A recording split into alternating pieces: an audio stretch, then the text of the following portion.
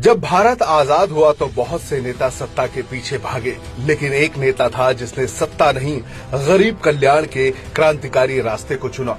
सत्ता खुद चलकर उनके पास आई और उन्हें प्रधानमंत्री बनने का प्रस्ताव दिया गया, लेकिन उन्होंने अपने उसूलों को चुना, न कि कुर्सी को। वो बंगाल की धरती से निकला एक ऐसा लाल सितारा था जिसने 23 साल मुख्यमंत्री रहते हुए गरीबों की जिंदगी बदलने का काम किया। उस महान शख्सियत का नाम है कॉमरेड ज्योति बसु। लेकिन ज्योति बसु ने पीएम के पद को ना क्यों कहा? ज्योति बसु ने बंगाल में ऐसा क्या किया जो हर चुनाव में मार्क्सवादी कम्युनिस्ट पार्टी जीतती चली गई? एक संपन्न परिवार में पैदा हुए कॉमरेड ज्योति बसु ने आखिर क्यों क्रांति का पथरीला और तकलीफदेह रास्ता चुना?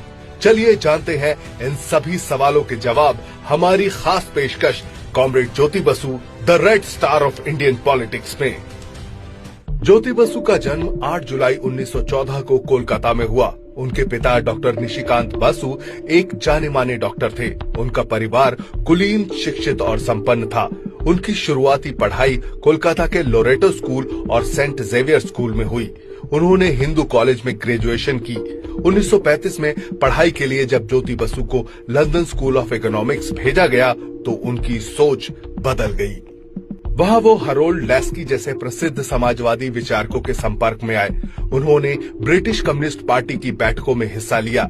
उनके भीतर एक विचार पैदा हुआ, भारत लौटूंगा और गरीबों शोषितों की जिंदगी बदलने के लिए क्रांति करूंगा। 1940 में जब ज्योतिदा भारत लौटे तो आते ही कम्युनिस्ट पार्टी ऑफ इंडिया के सक्रिय सदस्य बन गए और काम शुरू किया। विदेश में पढ़कर आए नौजवान को ट्रेड यूनियन की जिम्मेदारी सौंपी गई। उन्होंने मजदूरों की कठिन जिंदगी का दर्द अपने अंदर उतार लिया और रेलवे मजदूरों, ट्राम वर्कर्स, डॉकयार्ड कर्मचारियों की आवाज बने।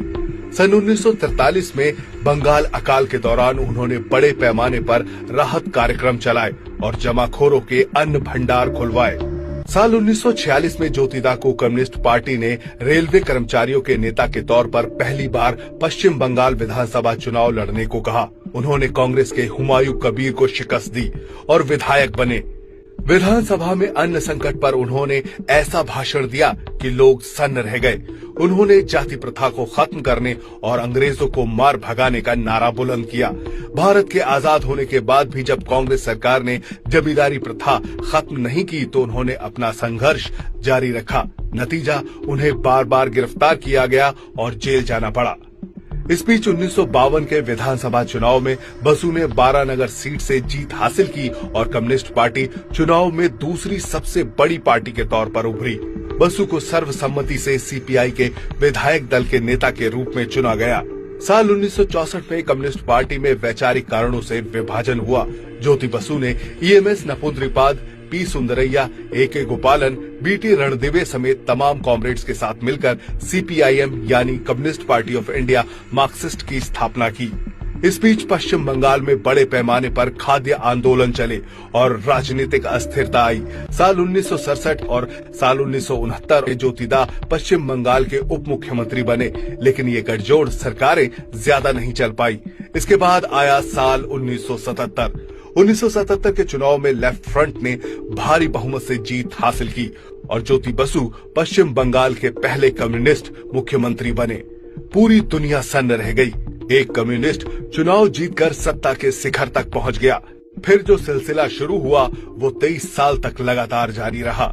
ज्योति बसु ने न केवल सरकार चलाई बल्कि क्रांतिकारी बदलाव की नींव रखी। उन्होंने जमींदारी के खिलाफ ऑपरेशन बरगा शुरू किया। इसका मकसद था बटाईदार किसानों को जमीन का कानूनी अधिकार देना।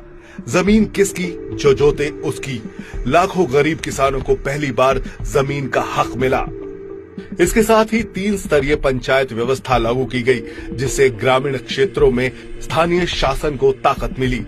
उन्होंने सरकारी स्कूलों और शिक्षकों की संख्या बढ़ाई और शिक्षा को गांव-गांव तक पहुंचाया। बंगाल में लेफ्ट फ्रंट सरकार विकास और सामाजिक न्याय के नए रिकॉर्ड बना रही थी।